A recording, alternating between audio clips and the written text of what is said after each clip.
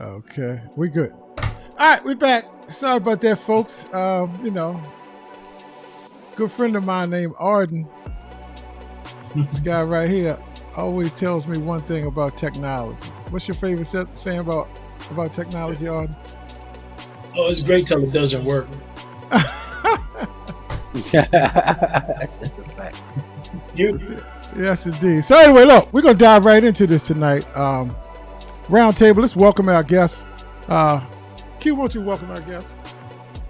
Yes, sir. I want to welcome to the panel tonight, Miss Melissa Clink. Melissa, so good to have you all the way from Forsyth, Georgia, Northern Georgia. How you doing there? Melissa had an interesting article Georgia. written on her Happy to today be in the here. New York Times, and so we welcome you to the show tonight.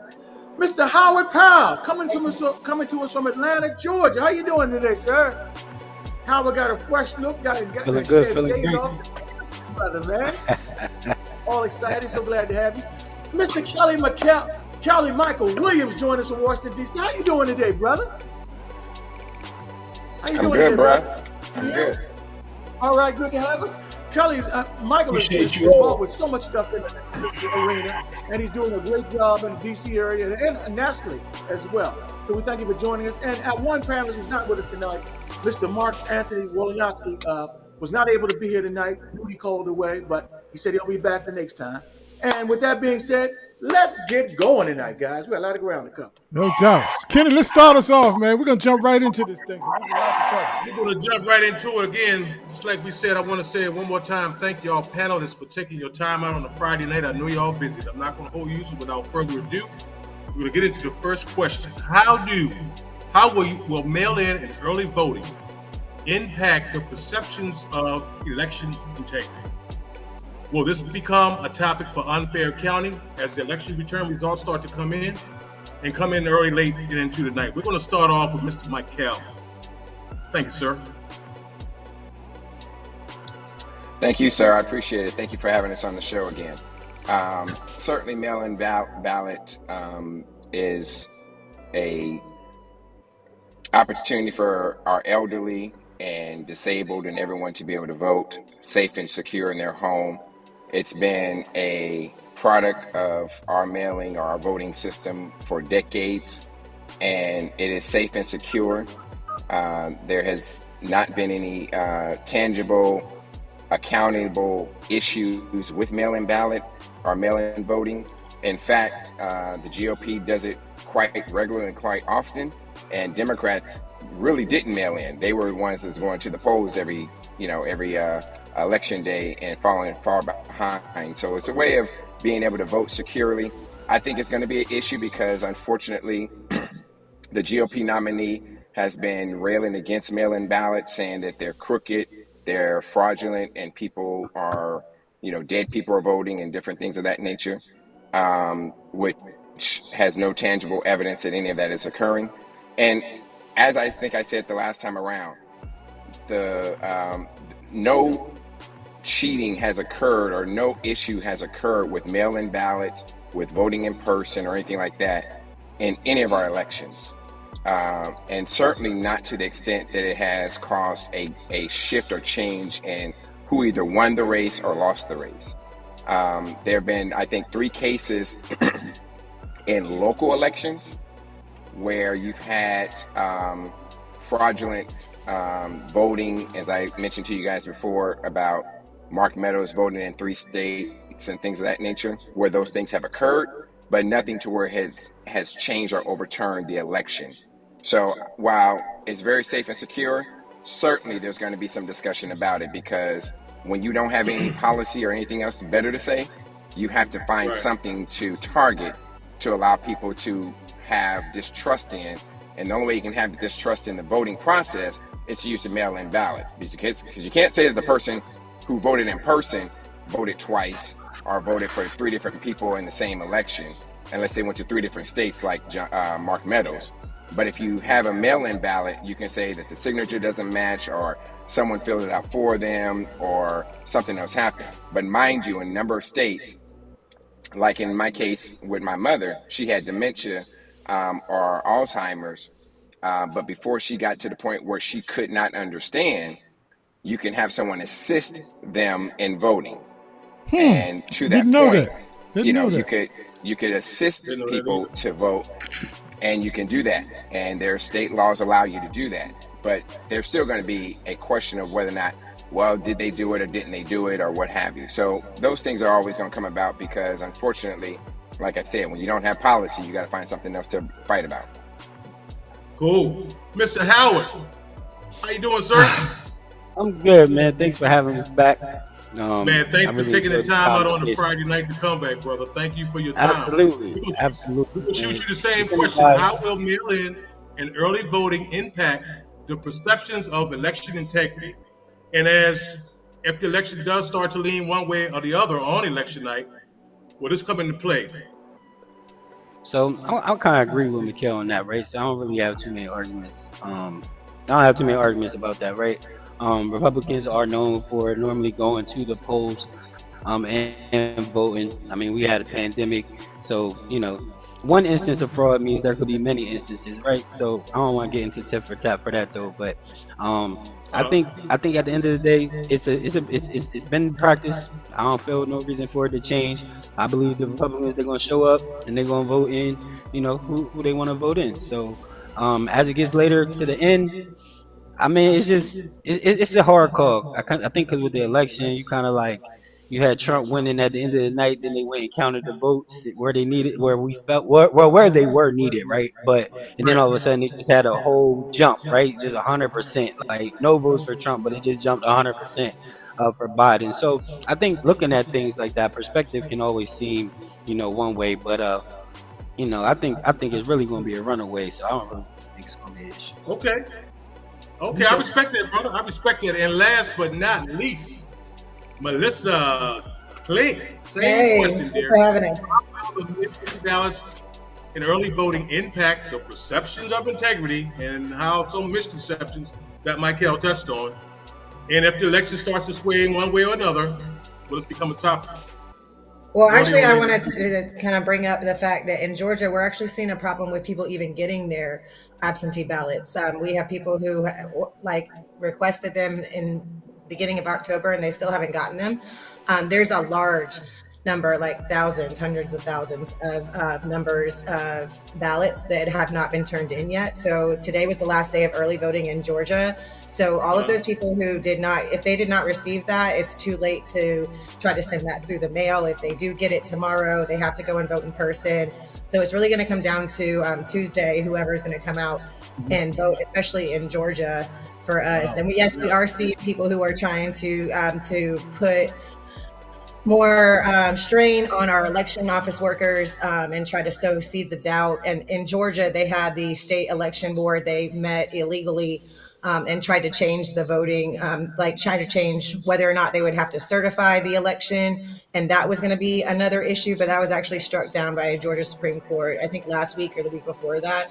So we already are anticipating issues as far as people trying to say that the election isn't valid. We just got notified that Fox News will be at our local Forsyth County Board of Elections while they're counting the votes, that kind of thing. So we never saw that kind of attention before, but we welcome the scrutiny and the trend because. Melissa, excuse me for jumping in on you. How big is Forsyth County that Fox News want to come out? And so that's Forsyth kind of County interesting right there. That's very interesting. Right, yeah. You got to understand that Forsyth County, so the way where we're positioned, we're right underneath the Blue Ridge Mountains. So in Georgia, it used to be what's called Casey Cable Country right above us in Hall County. So like a lot of the political power has been concentrated from Forsyth County. It's also a really good litmus test. They've used it. I think I've talked to you guys about what they've done with our Board of Education and things like that, not only our Board of Elections throughout the years. Because we have a really good school system. So if they were able to convince parents that the school was bad and to get them to vote for vouchers, what's even more interesting is that Forsyth County houses 80% of the private schools in Georgia are within like the footprint of Forsyth County. So it kind of all ties into that. And then you've got to think, remember last time we met, I was protesting 45 Donald Trump came down to Forsyth County right before I hopped on with y'all. Oh yeah, I remember that. He was there that day. He was there, right? Okay. Yeah. So like, and there's just a ton of political activity that kind of is housed in Forsyth County, especially because our state senator is the leader of the Freedom Caucus. And he started it in Georgia. So he was very much a part of like the Stop the Steal stuff, but he was very careful not to be an elector himself. So he is not he's not one of the indicted folks. Now, one of our state senators who does touch Forsyth County is an indicted fake elector. So he's awaiting trial right now. And we're running a race against him. You may have heard of who he's running against is Ashwin Ramaswamy. He's the Gen Zer who's national waves, raised a ton of money. And so we're like actually at a point where Forsyth County is kind of worried.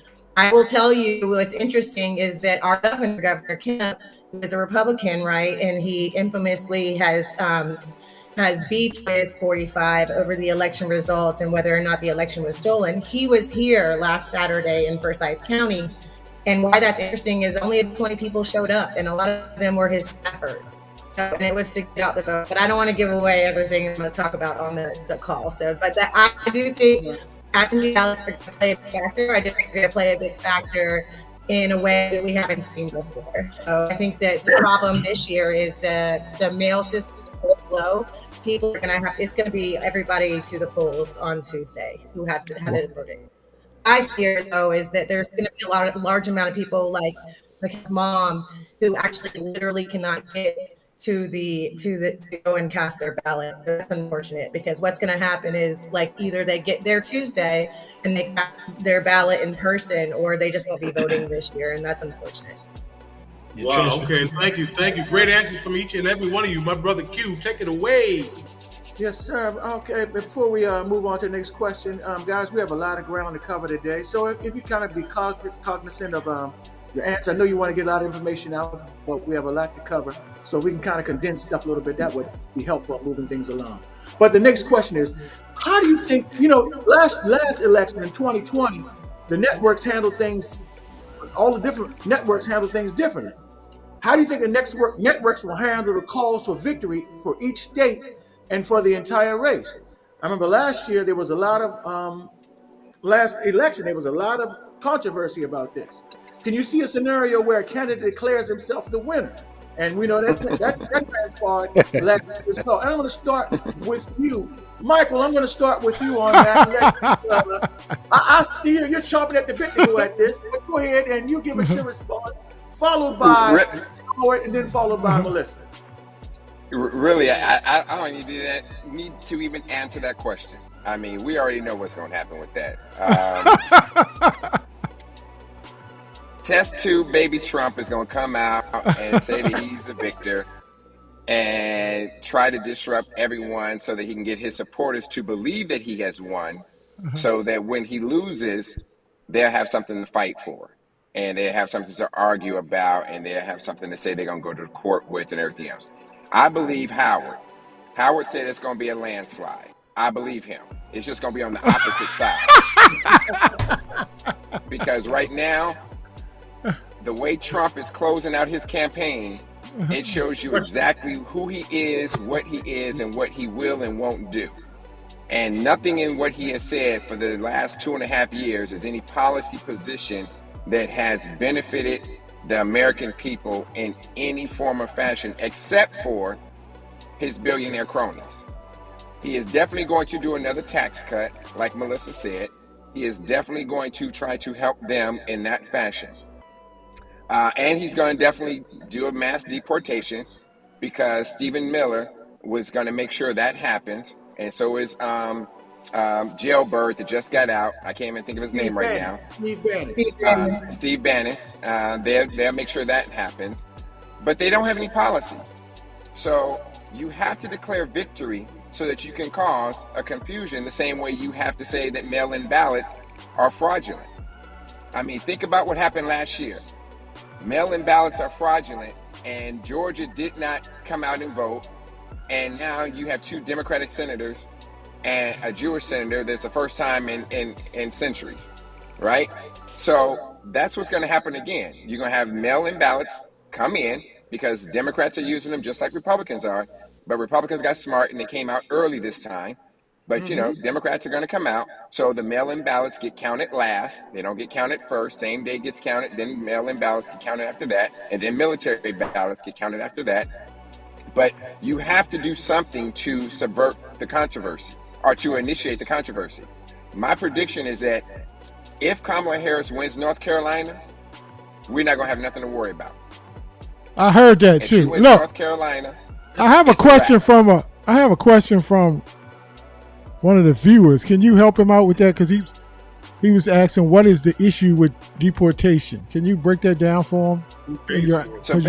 So basically what Trump is saying he's going to do is he's going to use the military to round up any Latino, quote unquote, Latino illegal immigrant. And he's going to basically deport them and use ICE, the Department of Homeland Security, use ICE, the immigration arm, the law enforcement, immigration law enforcement of Homeland Security. They use them, the military, to round up everyone who is undocumented, who's Latino, who Haitian, who doesn't belong here, and deport them. The problem with that is that just like after World War II, we round up all the Japanese and put them in concentration camps. Some Americans are going to get wrapped up into that. So everyone that he captures, everyone he puts into, that he tries to deport, may not necessarily be undocumented, illegal. It could be some Americans. And the other part of that is that don't think because he's targeting Latinos that he's not going to wrap up some black Puerto Ricans, some black Americans, or anybody else. What you have to understand about dictators and authoritarians is they start with one group that they think everybody's against, and then they move to the next group, and then the next group, and then the next group. Joe Madison had a saying. He used to say, they came for the Jews and nobody did anything. I know I'm going to mess this up. I always do. Then they came for the next group and nobody did anything. They came for another group, nobody did. Then they came for me and there was nobody to help me. How does that go? That's exactly it. Exactly. So, yeah. All right. So, it's my turn. I want to let you finish, Mikhail. You good? I'm good. Go ahead, Howard. All right. So I'll answer the question on the screen. I think the networks. I mean, I think they did it. They kind of did a good job last time. It was just real close. However, I think they're gonna be very cautious on how they do it. Absolutely. I definitely think they're going to take a more cautious approach. I think they're going to be a little less critical of the voting machines and things of that nature because, a lot of them got sued and everything.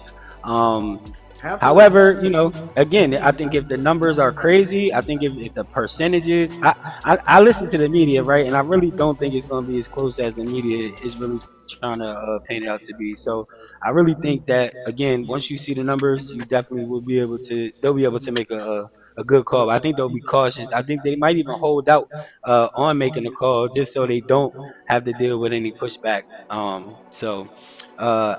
As far as claiming victory, again, I think it depends on the numbers, right? So if you look at the last election, if you looked at the numbers before you went to sleep, there's no way you would have thought that you would have woke up and Trump would have lost, right? It just didn't look like it was going to happen, right?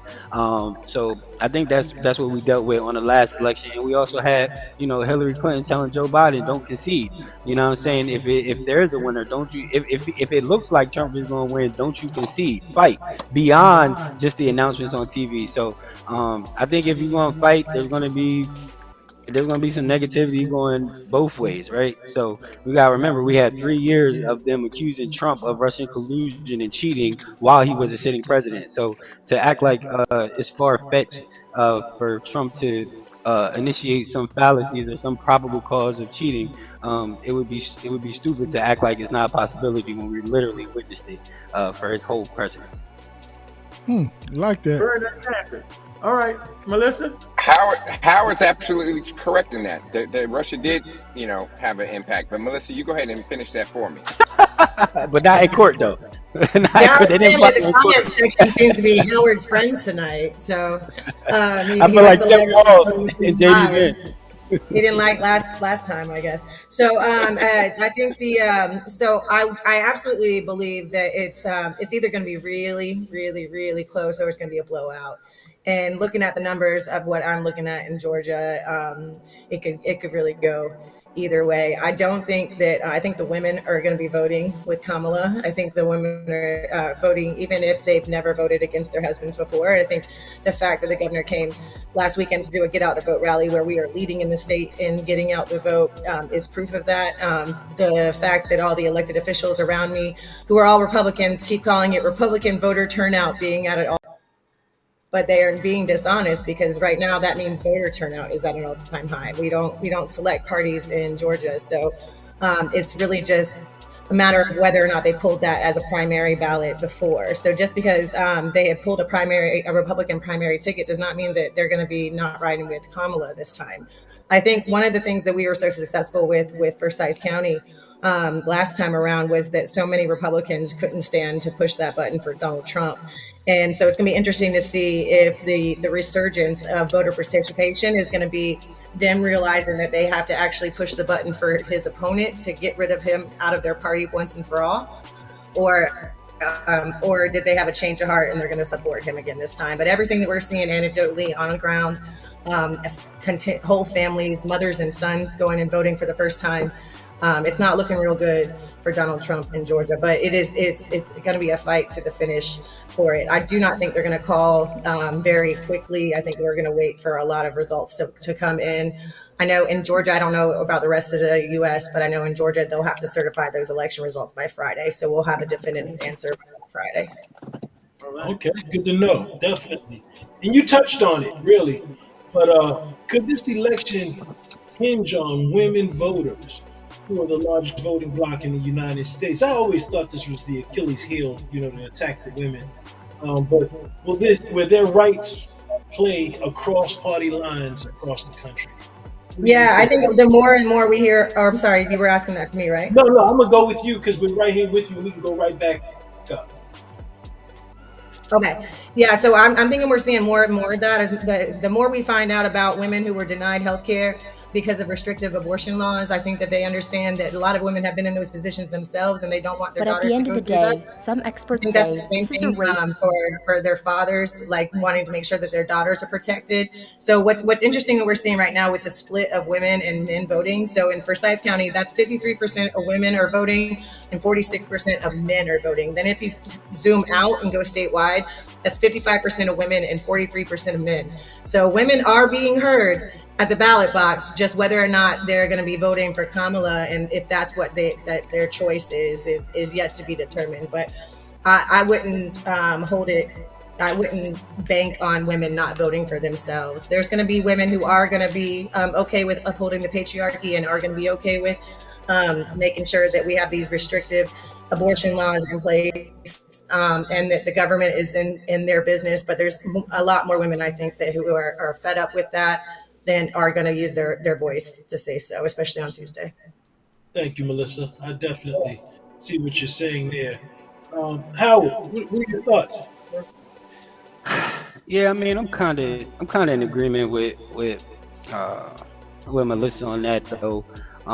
However, I really think that I mean that's the only I don't want to downplay the issue itself though, but there's if that's the only major issue that women are going out for, then yeah, right, Donald Trump wouldn't stand a chance. But there's more issues in America that women are facing other than abortion rights. So I think if they're worried about their pockets and whether their households are going to be taken care of, if they're not part of the ones who are trying to have babies and get the $6,000 credit, I think there's just more things that women have to focus on that outside of that. And so if I have to look at Kamala Harris, I don't really see too many things for women to stand on behind her that would really affect them outside of that. Furthermore, even if she is elected, I don't really think that's going to make a difference on the decision that was made by the Supreme Court justices. I don't think Roe vs. Wade, I don't think there's anything that the president, if she is elected, she's going to be able to do to overturn that or change the status of it. So, just voting for her for that reason, it's kind of crazy.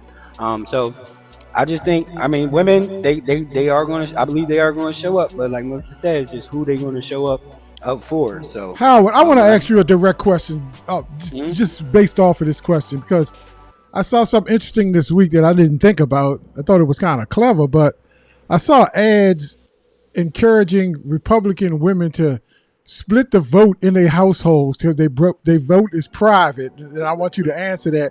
And like these two women went to the booth and they looked at each other. And they Republican husband was standing in the back, and they kind of looked at each other. They was going to check Trump, and then they checked Harris. Now you know it was a Harris commercial, but anyway, when the women went back to their respective husbands, the husband said, "You did the right thing, right, honey?" And they looked. The women looked at each other and winked and said, "Yeah, I did the right thing, honey." What do you think? Is that effective, or will that happen? Or I just want your GOP perspective. It just shows the true nature of women, right? If they always lead you to believe one thing, but they're gonna do another, no matter what, right? So it's just at the commercial places. Don't blame me, blame the commercial, right? Because it's the only way you can write it if it effectively happens. However, I do see the same thing playing out. I'm going to say with African American couples too, right? Because we want to keep the drama, in the relationships to a minimum, right? So they're not going to tell their black woman who's fighting for these rights, they're not going to say, I'm voting for Trump. They're just going to be quiet. And they're going to go in that voting booth and they're going to click on Trump. And when they come out, they're going to look at their woman going to say, did you do the right thing for me, baby? And he's going to say, yeah, baby, I got you. So, yeah, I kind of feel like it's going to go work both ways. So I agree. I can agree. That's exactly how it's going to happen. Interesting. I understand you saying it's going both ways. I just want to get a delivered answer on this. So you're saying it could kind of be affected by that woman's vote? Absolutely. It's happening. It's happening in the conversations we're having with people on doors. I've had people come up to me who are prominent in the community, and they like whisper to me that they can't wait to push the button for Kamala. They can't share the information on social media because of who they are in the community. But when they go in that ballot box, it's going to be up to them. So, and I really think we're going to be doing some surprises. And Howard, you promised us that you're going to be on the show after the election, no matter what. So. I'm partying. Let's go. I'm here with all the tissues for y'all. All the tissues you need. Over here. And I did want to say something. I did notice. I was talking about angry supporters and stuff like that. I've noticed the only time Donald Trump supporters were really angry was January 6th. Outside of that, Democrats are angry every day. I just want to. Donald Trump supporters are angry in every communication they have with Democrats. They dehumanize Democrats. Even the people who agree with you in the comment section are kind of aggressive, like what they had to say. So, like, y'all don't know how to talk to people regular. So hold on. So I do want to. So Mikhail called Trump a test tube baby. You called Trump 45. You won't even address the president respectfully. No, and that just goes to show that's across the board. The office. Let's bring it back to the question. I want Michael on the chat right now, so I need Michael to answer this. And we really can't talk about going low because that's a whole nother show. They demonified somebody who said I should go high when people go low. Right, exactly. I'm need gonna you to go go along. That was Obama era. I'm not even going to touch it because it's something I can go in deep on, but I'm going to leave that alone and just say like this. The women's vote is going to be very powerful. As you can see already, more women. There's more women. 53% of the electorate is women anyway, females anyway. So added to that, you already see that more women have already voted in early voting. And you see that in a lot of cases, white women are outpacing black women right now in early voting. And that says something. That there's a message in that. And that message is that women are doing and preserving and trying to make sure they save their rights. To Howard's point, I pray and hope.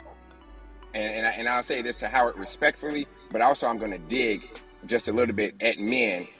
Any man who's going to vote for Trump right now to say that he's doing so because of his pocketbook or something else, to allow his daughter, his granddaughter, his wife, his sister to not have their rights and to think that he should be telling his wife how to vote and what to vote, as the commercial suggested that most GOP couples do, Most GOP couples, the husband tells them how to vote, where to vote. And if you saw today or yesterday, I think it was, maybe the day before yesterday, on Fox News, one of the hosts talked about his wife, saying that if his wife went out and voted for Kamala, how much trouble she was going to be in if he found out about that.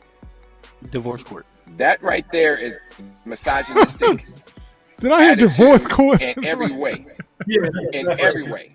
You know? So to the extent that we do not recognize, as Michelle Obama said, we have to recognize all these women who are dying because they cannot get health care. So to address what Howard said, it's more than abortion, it's health care. It's more than just having an abortion, because most women who have their babies aren't looking to have abortions unless something happens. You have more children, more women having children right now, but the whole issue for abortion has nothing to do with getting rid of a child. It has to do with preserving the white race. Because white women are the only ones to have abortion. Say, I don't want to gloss past that, because I just want a little bit more introspective. That was a very interesting comment you said. The reason why is to preserve. Can you say that again and give us a little bit more context? So, who is pushing abortion? White men. How many children does the normal family have? Hold on, let me finish. The people who are pushing abortion are white men. And they're doing that because the abortion, if you go to figure out like how much abortion costs, our black children, our teenagers and young adults and everything, they're not having abortions. They're keeping the child. They're having the babies. Right? And that's why they're always also talking about not providing for Head Start. They want to cut out Head Start. They're not providing food and clothing. They want to cut welfare. They want to cut welfare because it's black children who are on welfare. It's not white children who are on welfare. Right? Now, technically, there are more white families on welfare, but it's not for their children. And if you look at the statistics, you'll see that their whole point is to make sure they can preserve white race. Right now, we have a browning of America.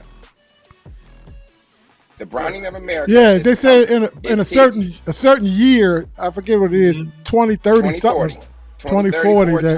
2040. Wow. Okay. Browning of America. Very interesting point, my brother. Very interesting point. So the white man is pushing abortion, but Kamala Harris is running to continue to be able to have access to these millions and millions of abortions every year.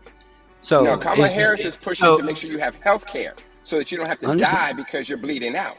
Right. Understandable though, but if you want to look at the percentage of people who actually do it, it's less than 1%, right? So they're not. If you're just fighting for the 1%, what about the other 99%, right? So again, it's all about numbers and statistics. If anybody just fought just for that 1%, there's a lot of things that would never happen, right? So we want to address that. So if you're fighting for abortion, you're fighting to continue to allow abortions at will, and that's fine if that's what you want to do. But if you're saying that the agenda is to preserve the white race, and then you're just okay with the abortion, then fine, just be okay with it. And as long as you're promoting that agenda, then in 2030, you already know that it's part of this vote that helped you get there. But it's more than just the abortion, Howard. Right. Yeah. But that's not what they're promoting though. When you hear about it, the majority of the time it's all about the child not being able to. It's all about the woman's right? And my children, if I'm voting for my granddaughter, I'm not. Am I just voting because I want my granddaughter to be able to have surgery if she's having complications? Because that's not what the Roe versus Wade isn't just about complications. No, yeah, that's what it is. That's what it affects. It's not just. It's part of it though. But that's why I asked you specifically the number of how many women are going to for abortion procedures and they're dying from it. What is the percentage of the unsuccessfulness? It's less than 1%. The women aren't dying from the abortion procedure, Howard. The women are dying because they can't get the procedure. But Right. the two instances, the two instances that a lot of people want to refer to, the woman didn't need an abortion because the baby already died. So you can't perform an abortion after the baby was already. She already had an abortion procedure. So they were trying to. No, It she was didn't. medical. Yes, she did. Yes, she did. And you No, can she read it didn't. again. Yes, she did. She went there for care. She went there for care. She already had the abortion. She was having complications from that, and that's why they were scared to have the procedure. So if She you had really want to medical dig abortion into at it, home. She again, couldn't go to an actual provider in Georgia. She but had to she get her already had medicine the off of abortion the prior internet to that, though. She already had the Well, abortion prior Howard. to that. because It she wasn't wasn't just able to go to the Wow. doctor in I think Georgia. that speaking to the point that sometimes people are going to get these abortions when they can't get actual doctors to treat them, they go and get what they used to call back alley abortions. And if you have complications after that, should nobody be able to save your life? Because they're in a position, if they have to do that for whatever reason, good, bad, or indifferent, but say they have a good reason for doing that. If they Well, have a complication, should they not be treated? Is the question. I no. And think They we could have absolutely before should you be answer, treated. Howard. I think I'm we could sorry. have an entire show on abortion And that because alone. I yeah, think abortion, the border, and has really risen above the economy in the context of this election. But however, we got a lot more to talk about. So Kenny, you up? Go ahead, brother. You up? Absolutely. But I love the spirited comments and everybody's professional. Everybody's making their points. Again, I'm so glad you're here. But on to the next question. What's your thoughts on the latest poll results? And you know how we all feel and say about polls. What's your feel on the latest poll results in the swing states? Do they even matter at this point, 3 or 4 days out? And also, what's your take on the record number of early voters? I was an early voter this year for the first time in my life. I usually stand in lines and call out or something like that. But we can start with you, Melissa. So I will say that I haven't looked at the first poll. I've heard other people talk about polls. That's just not something I do. I've got my head in so much of this work right now. I can't even tell you. This was the only day that we had for the next 2 weeks that we could get on tonight. So that tells you how busy I am. Yep. So, so I'm working hard to turn out voters everywhere that I can with the team of volunteers that I work with. We've got other candidates on the ballot. So I would say definitely I'm not paying attention to polls. I'm knocking doors. I'm canvassing. We're doing everything we can to phone bank and turn out voters. So I don't pay attention to polls. So I'm probably the wrong person to answer this because I don't even know what to say right now, to tell you the truth. I just know that we're doing everything we can because this is a game of getting these people to the polls. The team who gets the most people to the polls by Tuesday when the polls close is who's going to win. So people love to speculate on the polls, but they just don't matter to me because I just keep my head down and work. What about the number of record people? So we're at, I think we're going to surpass 4 million early voters in Georgia. So that's a historic, and we're seeing historic turns. I think that Thursday we surpassed 100% of turnout from 2020 in Forsyth, where I'm at. So that's incredible. People are voting. That is incredible. That is really, really deep.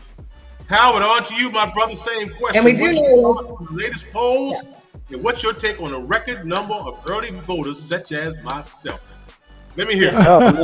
So as far as the swing states go, I think it's important, man. I think looking at the poll results, it's hard to tell because when you look at poll results, you gotta look at the where they're polling, what network, this, that, and the third. So I when it comes to polls, I remember when they said Trump was ahead and he blew Hillary Clinton out, and I remember when he said he was behind and he still won. So those are kind of I'm kind of like Melissa with those. I'm like, whatever. But again, swing states is important. You know what I mean? Like the Trump only lost 17,000 votes, 10,000 votes or something in Georgia. So I think 11,779. that one. So That was the phone call, Howard. You don't remember that number? Howard, that was the phone call. Listen. That was the crime you committed. I said, man. Listen, I'm a Trump supporter. I said, man, he lost. Now we gotta deal with Biden. That's it. That was me. I didn't go with all the conspiracy theories and all that. Listen, I mean, he lost. We keep finding up. My man Howard, bro, I love you, Howard. I love you.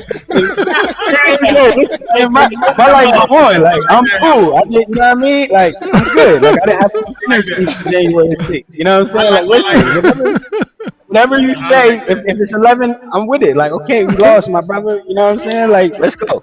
So, I like as that. far as We the need, we record need to pass number that of early voters, that thought process I'm, on I'm to some respectful. other people. I'm sorry, go ahead. But Michael, to you, my brother, last but not least, your thoughts on the polls and your take on the record numbers of early voters such as myself. Exactly. The polls, you can never trust the polls because Yeah. you also have to look at the universe that they use the polls in, and most of your polls are done in the Midwest, in the middle of the country, where you have more Republicans than you do Democrats, and then they will spot check the coast. They'll spot check California, spot check New York, or something like that. So I don't go by polls either. I'm along with Melissa and Howard. And the idea that there's so many people have early voted tells you why and how important this election is. You voted early. I typically wait to the day of because I'm also a candidate on the ballot this year, running for re-election. I wanted to get out early because I wanted to focus my time elsewhere.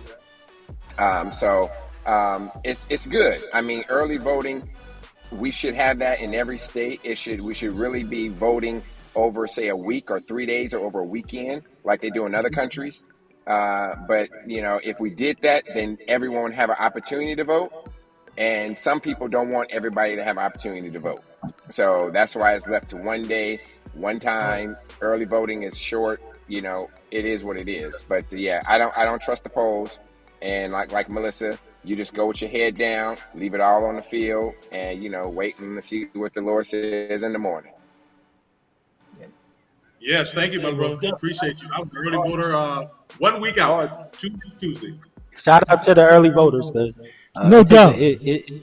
I didn't get to finish that part of the question though, but I definitely think early voting is important. I wish I could have got out there earlier, but I want to be there in that line. I like looking at people's faces when they come in and come out that box. I be trying to guess who they voted for.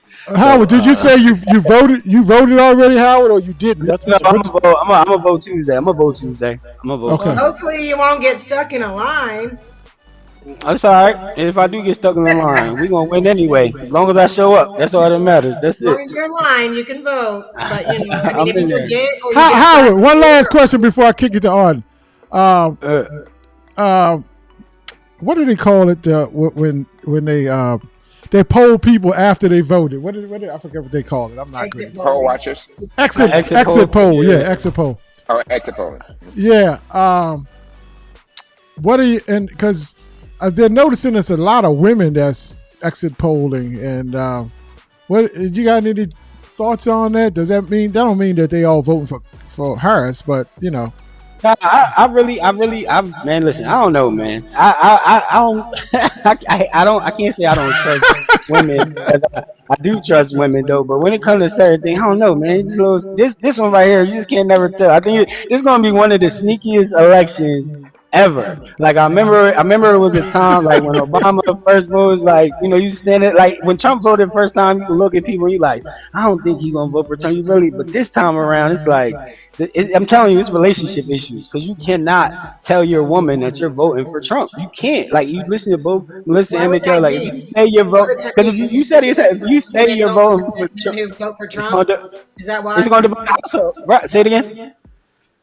Why would that be? Is it because women don't respect men who vote for Trump? Who would admit that? Because No, it's a horrible decision. Is that why? I can't even say it's just women. I could say if I had to look at it, if I tell a man that I'm voting for Trump, especially a black man, they look at me like I'm crazy. So I want to limit Like, it. doesn't that tell you something? It might be like part of your nature No, to like go against the grain, but like if everyone no. around you is like, I don't know about this guy, you really shouldn't be voting for that guy. Like, I But don't I know, have to, maybe, I have to listen to why they're, I have to listen to why they're saying it, right? So that's the main thing. Like, why are they saying it, right? I've never been the person to make my decisions about somebody based on other people, right? And that's in real life, right? So I might meet you, Melissa, and you're a good person, right? And then I go and I meet somebody else who knows you, and then they start telling me all this stuff about you. So should I take my frame of reference based on what that person told me, or should I allow Melissa to show me who she is, right? And so when I look at Trump and I ask people what they don't like about Trump, everybody across the board has the same example because it's all the things they've been taught, nothing that they have actually experienced or really research to really find out the good. You can always hear that. I think we all experience his Let- reaction to COVID-19, but I think that's a great segue for you, Arden, Let's for get this off next right there. This question. is a great lead into my question. This, I mean, it couldn't be a better lead into this question. So let me ask you: do any of you feel or see the character of a candidate as important to holding their position uh, at this point in time? And I mean, right now and I'm gonna just throw this caveat out here before I answer you. Now, if if character was a stock, that stock has plummeted. And I'm gonna just say that right off the break because you said something, but if we speak to character, how do you speak to character in the climate, in a political climate that we deal with right now? I mean, I just can y'all just kind of run through, Melissa? Can you speak to what that means, and do you Yeah. feel that? So as the Yeah, daughter of a veteran, I would never vote for somebody called veterans, suckers, and losers. So we could start there. So, and somebody who, said he had bone spurs so that he didn't have to serve in Vietnam himself. So I think character matters to a lot of people. And I think that people are going to be using that, their frame of reference, Howard. I think it's unfair to say that people don't know enough about Trump. I think we've been inundated with him for a long time, even before he ran for office. I think that we're looking for someone who's going to bring people together and who's going to be governing for everyone, rather than somebody who's going to call us the enemy within. Use words that are from Nazi Germany, liken themselves to Hitler, and say that the ugly things that he does about people who don't support him. I don't think we see that on our side, and I think that people are tired of that kind of rhetoric in public discourse. And I think that rhetoric has led to violence in different ways, right? Has led to him being shot, has led to all kinds of things happening. And the deaths that happened on January 6th. So to say character doesn't matter, I think that it's unfortunate that some people said they're going to vote for Trump because they find him funny. And those are that's when you're like, oh, maybe everybody shouldn't be voting, but we have to allow everybody voting, right? Because what we need is that someone who's going to be a good leader for our country, not only here in America but also respected worldwide. And I don't think that Donald Trump is that person. I don't think he ever was that person. I think a lot of people, there was a lot of factors around why 2016 didn't happen for us, for Hillary Clinton. And he was just there at the right time. I think that anybody who would have been going against her at that time would have found the same results.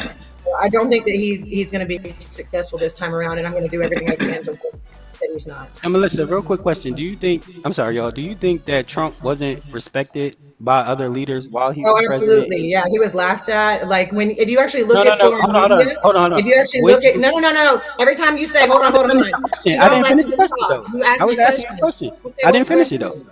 So the question was: other leaders around the world, did they have respect for Trump? And if they did not, which leaders were they? No, Putin's laughing at him all the time. Like, I mean, literally, there's pictures, there's round tables where he's been laughed at the world summits and things like that. No, I don't think that he's been respected. I think they laugh at him. And I think they laugh in his face and to him. And also, if you look at foreign media, news media, that is exactly what it says. That they can't believe that America would pick someone like this buffoon to run the United States. It doesn't make any sense. All right. Arden, it's on you, brother. Who you want to answer next? We're going straight down the line. You on the line right now. I guess that was your option. What do you feel like his character? Do you think that character issue is that a non-issue for you of his character, or even if he did anything right now, if his character got another shot, it wouldn't be a problem for you? That's for me. Yes. We're going straight Yeah. across. So I think characters always important, right? When it comes to people, right? And again, we have to deal with. Now we're talking about leadership, right? So we've To be had clear, something. we're Oh, talking go about ahead. character. Say We're again? talking about character, and it's really important when you start talking about character of a leader and in leadership. So Absolutely right. So absolutely right. So when you think about a character, you think most people want look at a leader. Most leaders aren't likable, right? If you're a real friendly leader, you're generally a bad leader. right? You don't want to be all buddy buddy with the people that's around you. You really don't want to be like that. Most leaders weren't liked by those people. Most delegators, they're not liked by their people, right? Because generally they have to follow directions. So character in a leadership sense and character in a personable sense to me are two different things. Trump is a great delegator. He's always delegated his responsibilities, which makes him, as a president, most people understand it, which is why he always tries to filter kind of to everybody in their own states doing their own thing. He doesn't want a universal rule, right? That's why when people call him a dictator and he wants to do this, it absolutely makes no sense because the dictator wants everything his way and only his way and everything to run the same way. Trump is completely opposite, which is why he wants multiple things. You California to California, New York, boom, boom, boom, like that. So character would be different to me because I don't know Trump personally. But if I have to look at him as a leader, as a president, some of the things he does is crazy.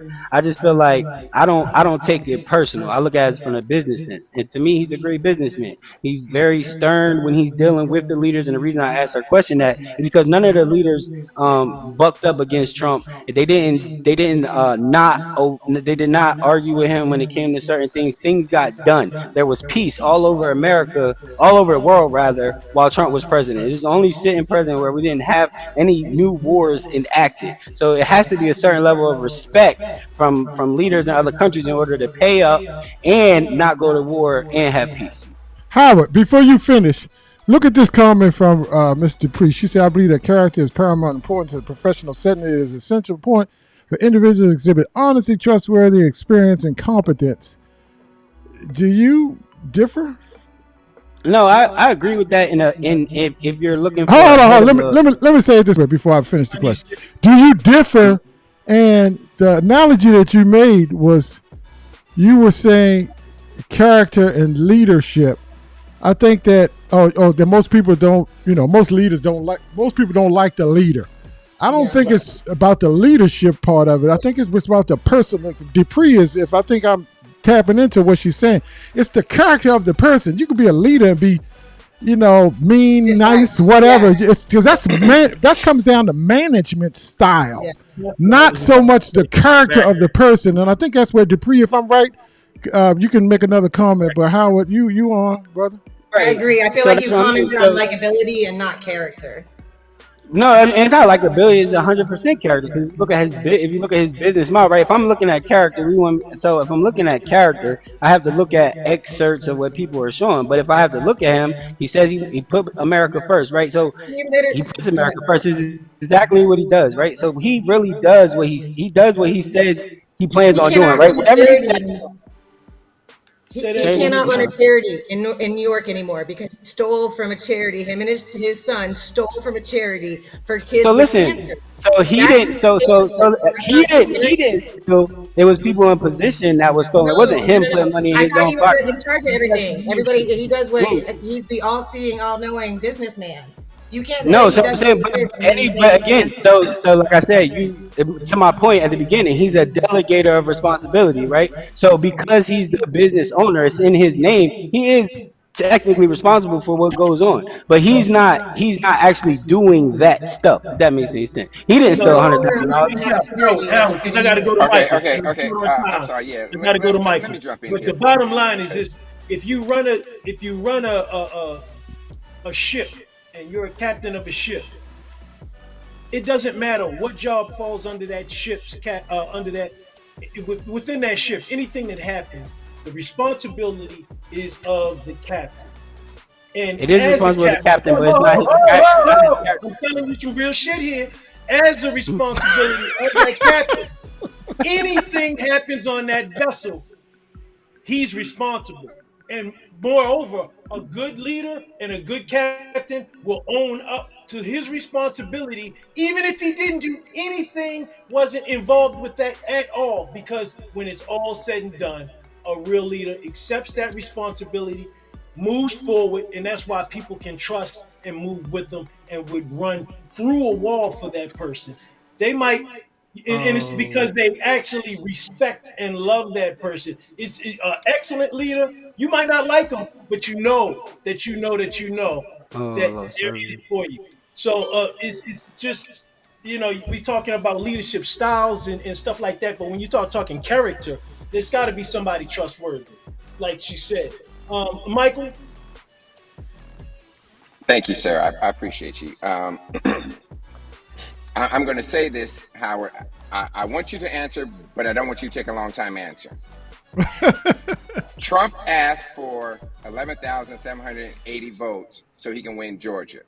Is that good character?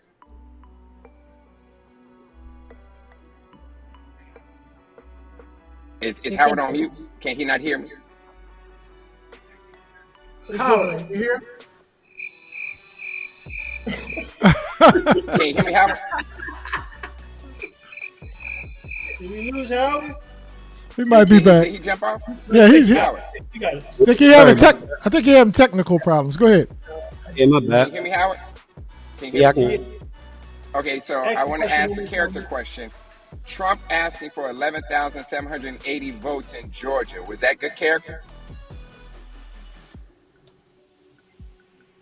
He having some technicals because he froze. So carry on, Michael. We'll get him on. All right. Back. All right. Frozen, So that's here's the the best deal. way to not answer a question ever, is to just freeze. Right. Here's the deal. Trump didn't delegate anything to anybody. Trump told everybody what to do the same way he did his business.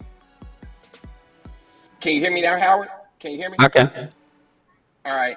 So when Trump hired people to do his construction for his properties and then didn't pay them, is that good character? Is that good character? No, it's Right. not good character. Okay. Especially, I mean, when hold on, let me Trump take it asked- back. Hold on, let me It's not finish. good. Go ahead, my bad. Go ahead, go finish. Okay, so when he asked for 11,780 votes, was that good character? Absolutely, absolutely, absolutely. If you're running for any kind of position and you're looking for something, you're gonna call somebody to help. You're like, yo, ain't nothing else out here. Absolutely. Okay, Why but not? but you got to find Why them. not? Why not? That's not bad character at all. That's not bad character Okay, at all. okay, all right, fair enough, fair enough. Is grabbing a woman by her panani, is that good character? Absolutely not. But if you're talking, Okay, if you're okay. talking about, if you're talking about it with I your like how you friends, did that, Howard. listen, if you're talking about it with your friends and like your homeboys or whatever, I don't think that's bad character. But if you actually did it, absolutely, absolutely. Said, though. Hold on, let's go back Okay. to what he said. What did he say, Michael? Okay. He said talking about it wasn't bad, but doing it was bad. But I'm saying you're talking about somebody that said he did that. Though. Exactly. I'm a billionaire. Exactly. Just grab him by the Right. So let So me what ask you Trump said this. was he was having a personal conversation with his homeboy. And he said celebrities. He said you can do anything what you want with these girls. Don't even let them grab you by the pussy. So it's not like he said I'm out here grabbing females by the pussy. So the character of a conversation, like no, I'm not. I'm not going to say that He was that's what he's relying doing. on sexual assault. But did he? The question is, did he do it? We don't know. completely agree with you, Howard, but he's got a couple of charges for that. Yeah. Right. He doesn't. He doesn't. Okay, he doesn't have one If there was charge. no He doesn't. charges, I Howard, would be like, yeah, you probably. I understand. Howard, let me ask you another question. Let me ask you another question. Should we elect someone who's been convicted of 34 felony offenses as our leader? Is that good character? I don't see why not. I don't see why not. Okay. All right. Fair enough. All Because right. at the end of the day, if I judge one person by felonies, I got to judge everybody by felonies, right? So And even so you can't we live in a world where people want felons to be able to get great jobs, and so now we have a world where people don't want a felon to have a job.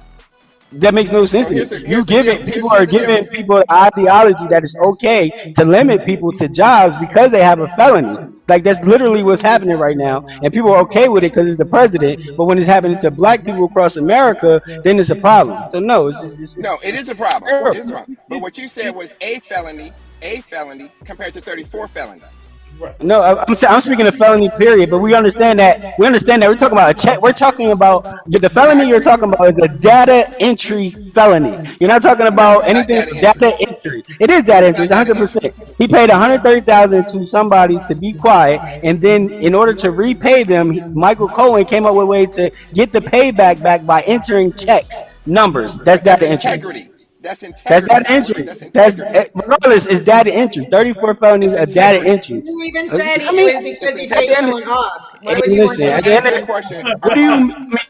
So at the end of the Arden, day, why do Arden, to people care answer your about other question, people? Arden, Because we live in a world where people actually care about who you're having sex with. So he literally has to pay somebody to shut them up because knowing if you find out he has sex with a porn star, that's somehow going to affect how you feel about this person. So absolutely, like to me, that would be so great Arden, character because so I don't want this here's to the get deal, out. Arden. Here's the deal, Arden. Yeah, Get that out character there. matters. Okay. And when you have someone who says, Howard said that he's going to do what he said he's going to do. He's a delegator. He's going to do what he says he's going to do. Donald Trump has told us what he's going to do. He said he's going to be a dictator on day one. Donald Trump said that he was going to deport everybody. Donald Trump said he's going to have tax cuts. Donald Trump said he's going to put Liz Cheney in front of the firing squad. Donald Trump said that Lincoln should have made a deal so that he could have kept the slaves, and he was a bad president. So we have to listen to what Donald Trump says. And Donald Trump says who and what he's going to be. And for me, I agree with Howard. We do complain about brothers not being able to get a job after a felony. But the problem is this. A brother can't get a job at McDonald's, but we can let this dude be president of the United States. That's the problem I have with that. Now, if the brother can be a president of the United States with his felony, then therefore I would have no problem with that. But if he had 34 felonies and he got convicted from it being something integral and he has other charges pending, then I got a problem with that brother. And no, I'm not going to vote for that brother, and he cannot be president of the United States. Period. It cannot happen. And we You have to can't drink recognize the that. floor in the White House if you get past the background check, and you wouldn't pass a background check with that many felonies. But being a Exactly. felon is not. But being a felon is not any part of qualifications to be a president. When you go to a job, it That is tells you you true. cannot be a I, felon. That's I If true. think you we do were these other on. things, That's I true. think we if were you, on more or less, not the qualification, but the character. And I think we kind of got the what, gist of everybody's position. So I'm gonna kick it to my anybody brother can run Q. to I'm be a gonna kick it president. to Is all I'm Q. saying. I'm gonna kick it to Q because we want to get as much information from all these questions. So Q, why don't you jump in, brother? Yes, I was just sitting back listening to the conversation. A couple of things I just want to just throw out there real quick before we move to the question. Number one, how would you say that Trump was a great businessman?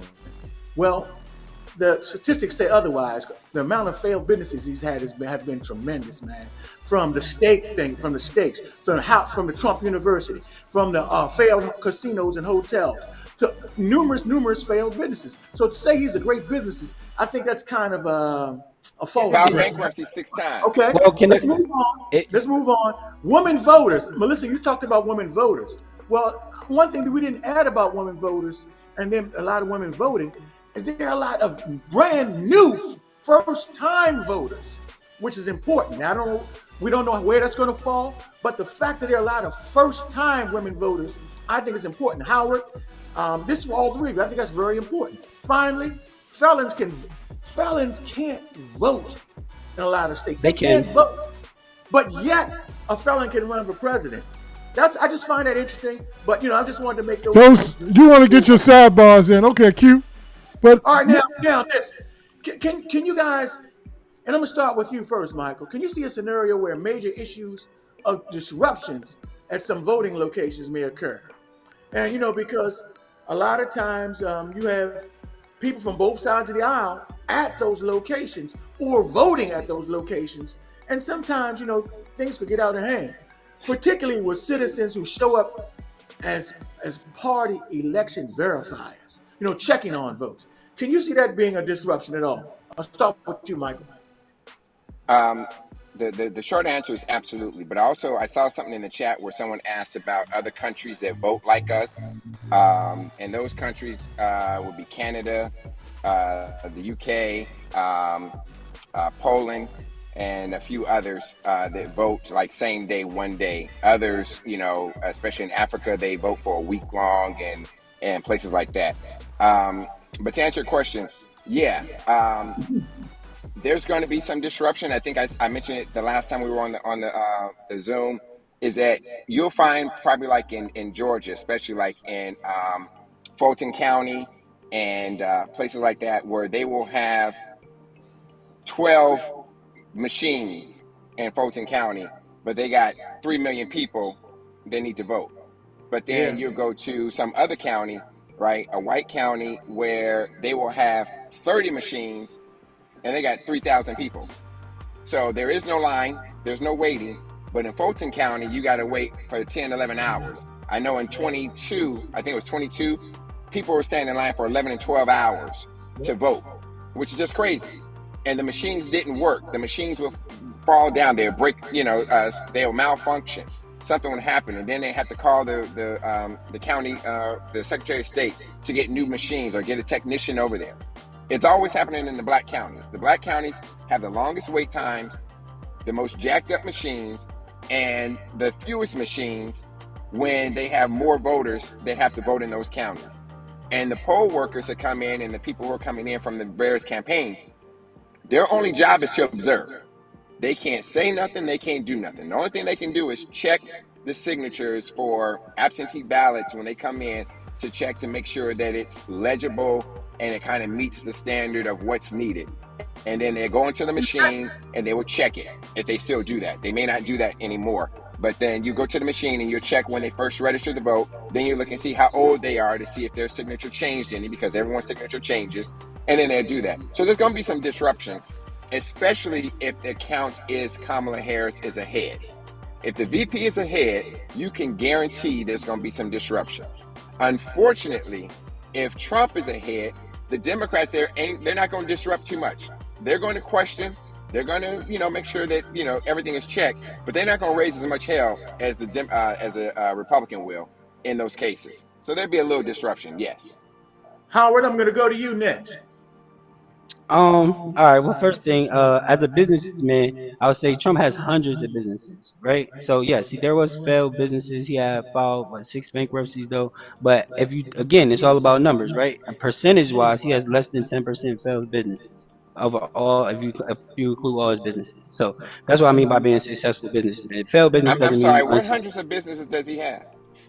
I mean, I can't go over a whole 100, but you can definitely do a Google search of all the businesses he started. I'm saying I can tell you, Mark Cuban got hundreds of businesses, right? You ain't gonna ask me for the 100 that he had, because at the end of the day, when you invest in businesses, I know two of them, Michael. I know 2 of them. For you, I can rattle off. Out of the 100, I can rattle off. He's selling watches and tennis shoes to brothers. There's the whole everybody. It's the whole thing, right? So the whole point, everybody always know how much you sell, but they don't know how much you succeed, right? So that always bothers me, right? People always talk to your failure being successes, even with Trump. I'm sorry, I'm getting to your question, but they talk about racism, right? Everybody talks about 5 racist incidents, and I can name 5, but you can't ask them same people what positive things he did for black people when they do exist. All right, so back to the question. So you name them. I think Q has another question though. He wants to ask you this question, Howard. No, I did want Howard to answer the original question, if possible, just briefly, so we can move on. Please, if you just briefly answer the original question. Ain't no brevity in this conversation, brother. Say it again. I slipped past the question, Q. My bad. Q, just say the question again real quick. Do you think there would be disruptions in the voting locations? Oh, no, not. I don't think so necessarily. I don't think so necessarily. Nothing more than normal. I think I wanted to ask McCullough this question last time though, because they always talk about how in democratic cities the doors ain't open, the voting machines, this, that, and the third. But if there's democratic leadership in these communities, how come those things aren't taken care of every year before election? Because it's a constant every year. Democratic cities don't have this, they don't have that, they don't have that. That comes down to the leadership that they are so hung up on of this democratic community. So that the problem is, you actually democratic leadership. Why those machines? Why they're closing early? And I just wanted to say that. So, yeah. I think Georgia has a Republican governor and a Republican Secretary of State, Howard.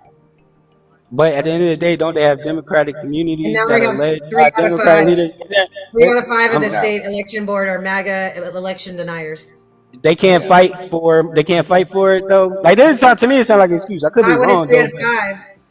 So I'm saying that if this is an issue every election year, how come they aren't in front of it? I mean, I can speak from ignorance from that point though. But the Secretary of State controls that. The Secretary of State and why voters' right organizations exist, and why a lot of the people that myself and Mikkel work with exist. And that's why there's a lot of lawsuits. That's why there's a lot of lawsuits filed. The Secretary of State controls that.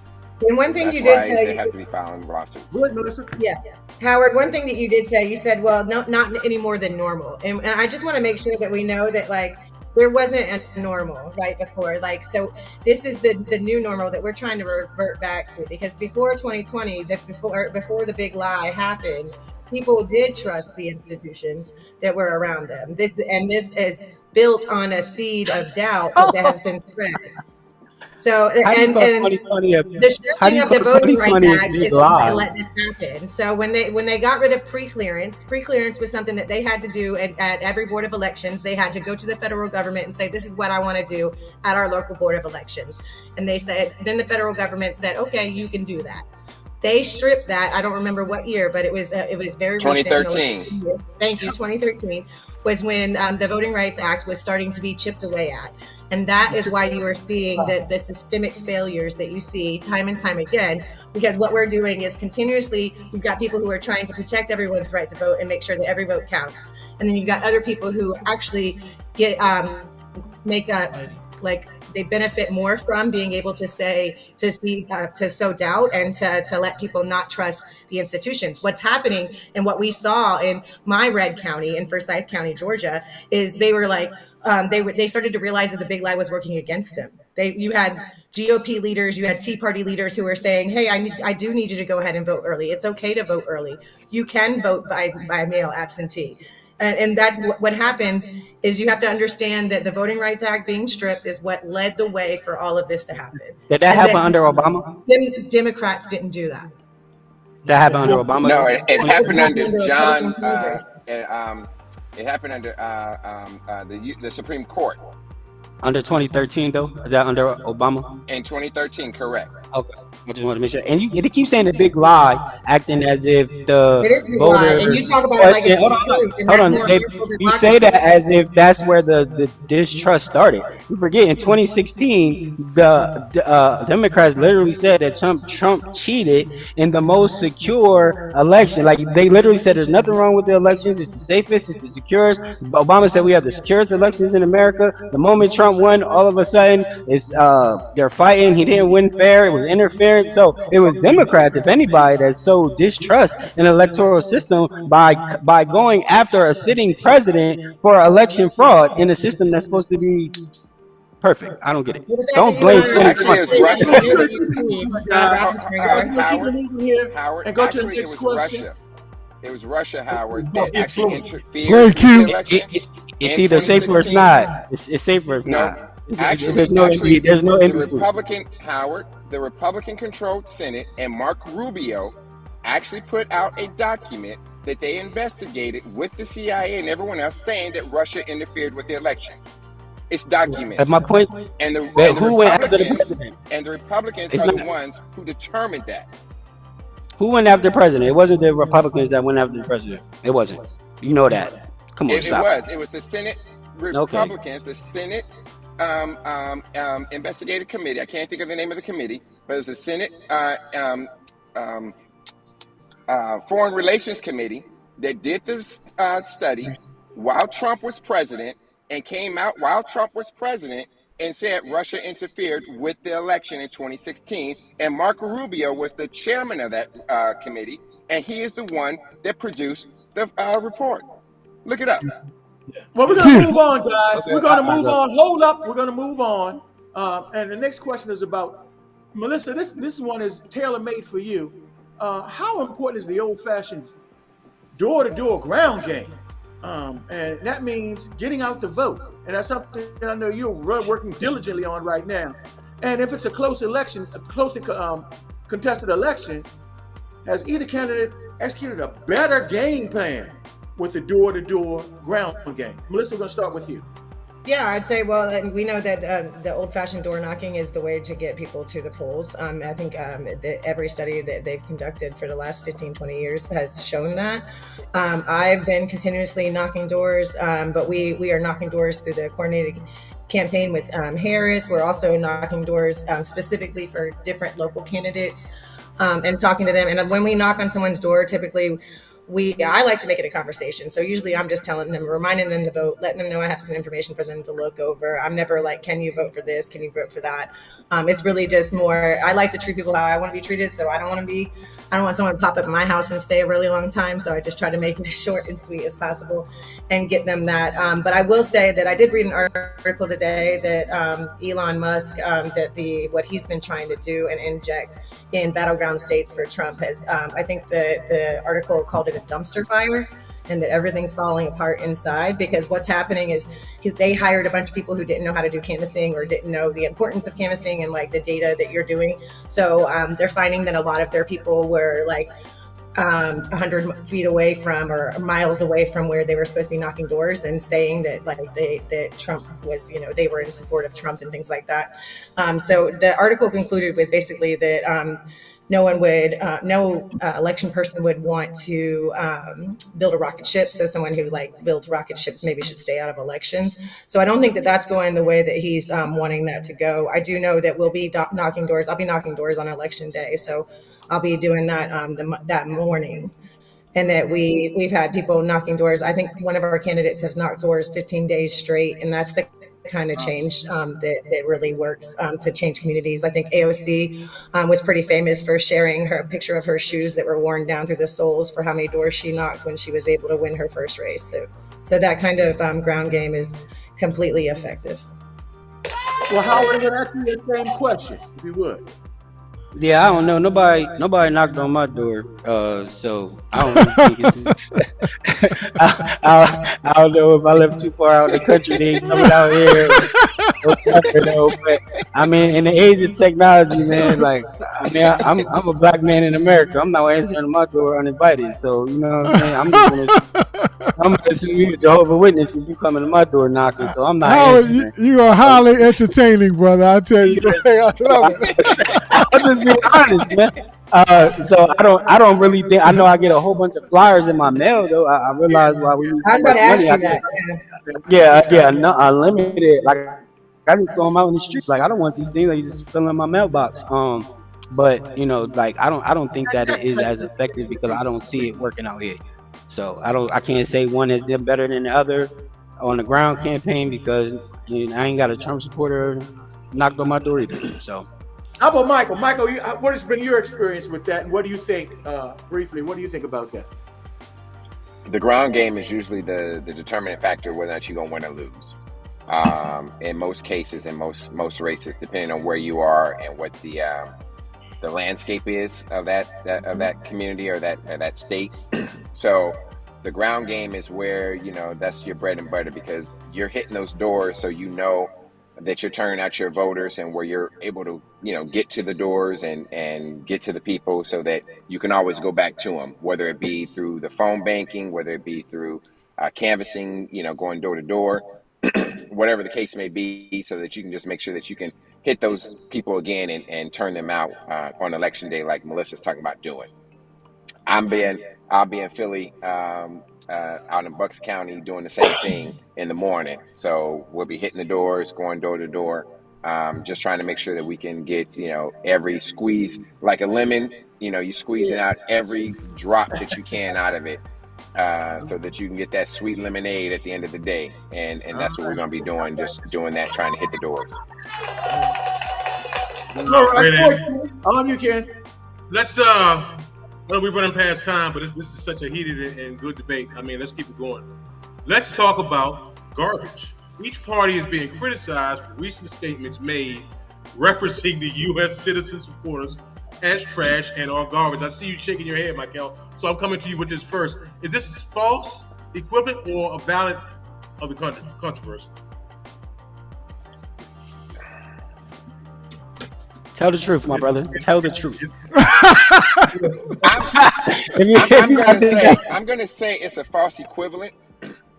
And the reason I'm going to say it's a false equivalent is because going back to the rhetoric and character of the leadership, going back to the integrity of the leadership. Donald Trump, everyone knows Donald Trump is a maniacal, dictatorial leader in his business and everything he does. You don't do anything without Donald Trump saying okay. And you certainly don't do anything on this campaign without Donald Trump knowing about it or saying okay. So for Donald Trump, if you notice Donald Trump's pattern, anytime something becomes a controversy, he all of a sudden doesn't know anything about it. He doesn't know the person. He didn't know David Duke, but he voted for David Duke, right? He doesn't know anybody or anything, but he knows everything and everybody. So the comedian that came out and called Puerto Rico a garbage island, called American citizens a garbage island, and then Trump coming back calling America garbage, we're a dumping ground, we're garbage, and then Biden coming out saying that the guy who is sitting there talking about it is garbage himself. And then now, back in the day when Biden used to have gaffes all the time, and he would not say, he would mix up his words and not say what he wanted to say correctly. This time Biden comes out and says, I wasn't talking about his supporters, I was talking about the guy who was saying it. So the hypocrisy is that you have a whole convention in Madison Square Garden where you're talking about demeaning everybody from us, black folks, to women, to Latinos, Puerto Ricans, Americans, and you're saying everything you want to say about them negatively and telling them how bad they are, how ridiculous they are, everything about it. And then Biden comes out and says, no, these people are garbage because this guy is out here talking about, Americans. He's the one that's garbage. The comedian actually said, Michael, and I went back and looked at it, that he referenced a black person that was in the audience, and he said, yeah, that's my black friend, or something to that effect. And he said, yeah, we used to carve watermelons together. I was quite offended by that shit. Exactly. I was like, who this motherfucker? I was like, that's a bit over the Howard, you should have been offended by that shit. And I like watermelons, but I ain't. Oh man, no, before he even said the garbage thing, he said something. It was something to the effect of Puerto Ricans don't pull out. Offense is a choice, right? So I say it's a false equivalent because you can't have a whole convention about demeaning people and Americans and have Biden who stutters and can't, you're going to sit there and talk about how demented he is and everything else. And so he says something, but now you want to hold him to his words. You want to hold him to his exact words and then say, oh my God, it's a false equivalent. Biden was talking about one person and then was talking about the whole country.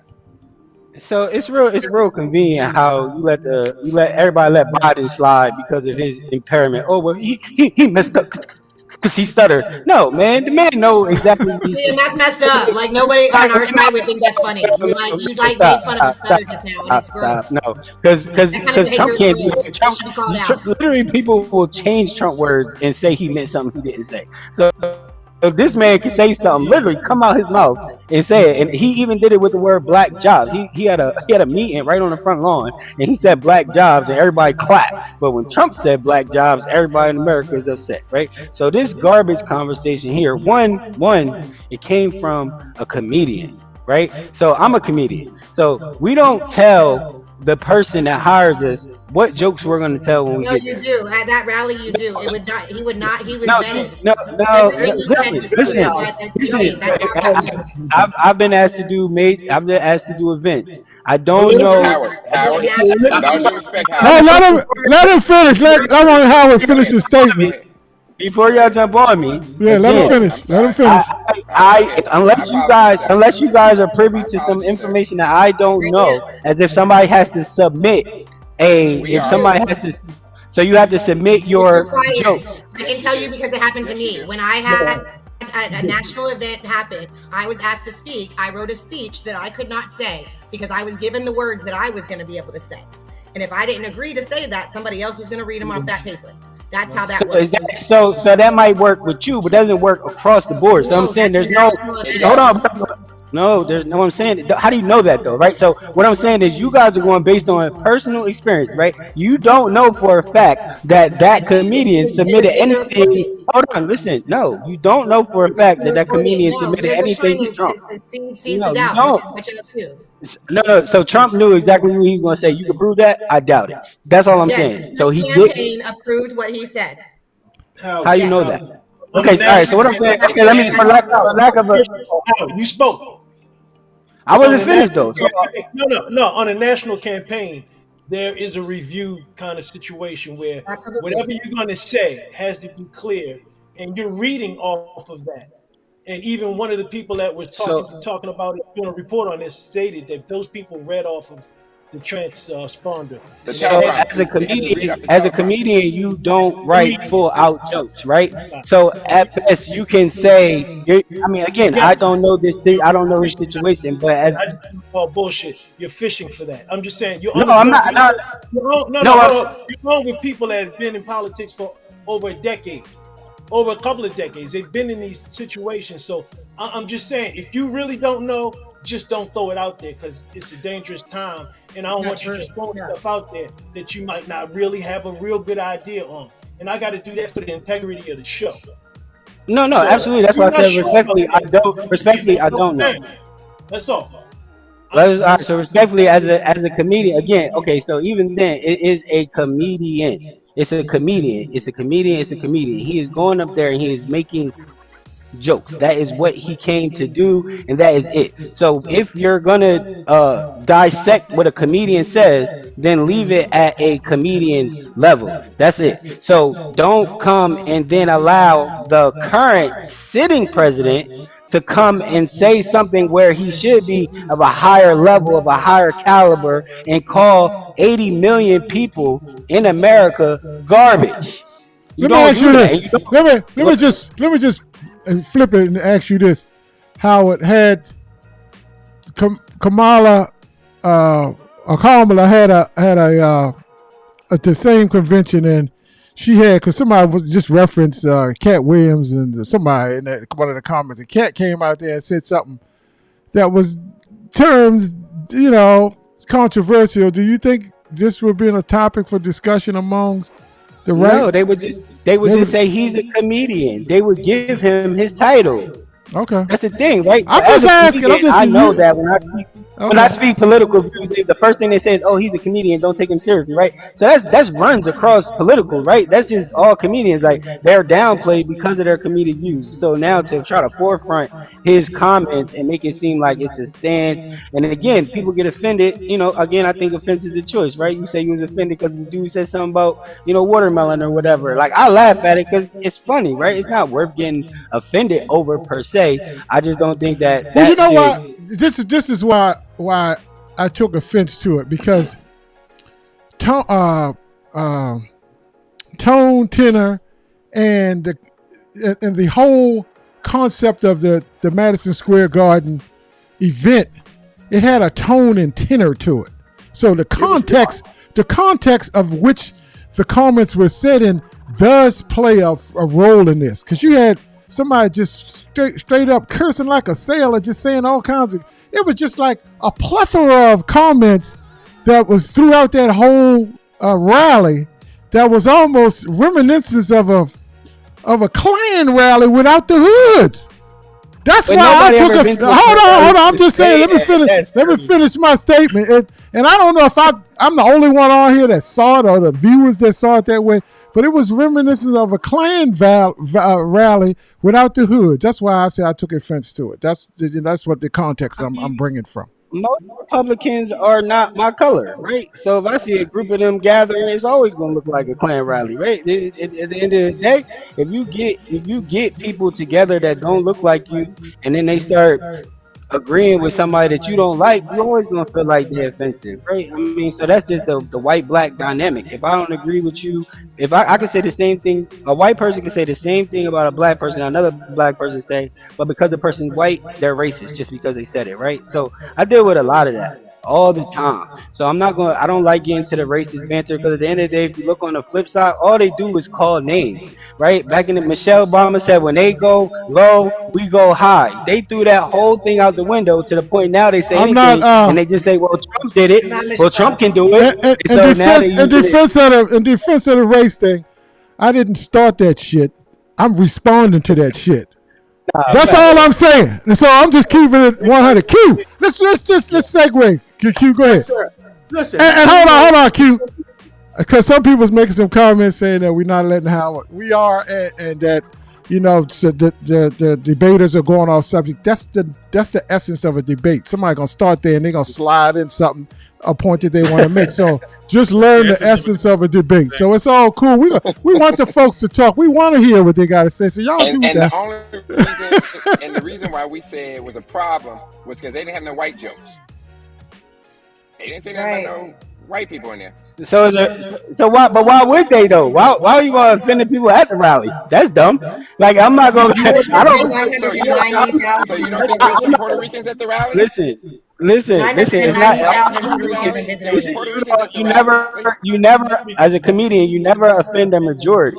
Like if you're a comedian, you don't go somewhere and offend the people that are there to vote. You give equal opportunity. You offend. Oh, Mikhail, you're not. Respectfully, you're not a comedian, so you can't tell me that.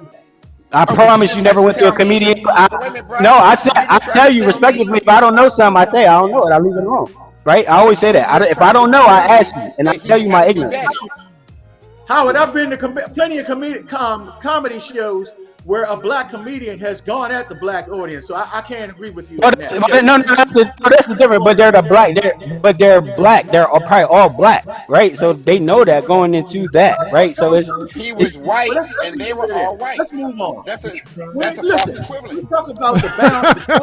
No. So it's a difference when you go into a room full of people that you know is black, right? What makes black people laugh? Jokes about themselves, right? White people don't laugh at jokes about themselves. They don't. Now, if you don't go to see a whole bunch of white comedians and they just really talk about themselves. You can look at Gary Owens. Yeah, The reason Gary Owens is so great is because he talks about black people. I've seen white comedians talk about themselves. I mean, you can see them, bro, but that's not what's making them blow. That's not what they're going in the rooms. What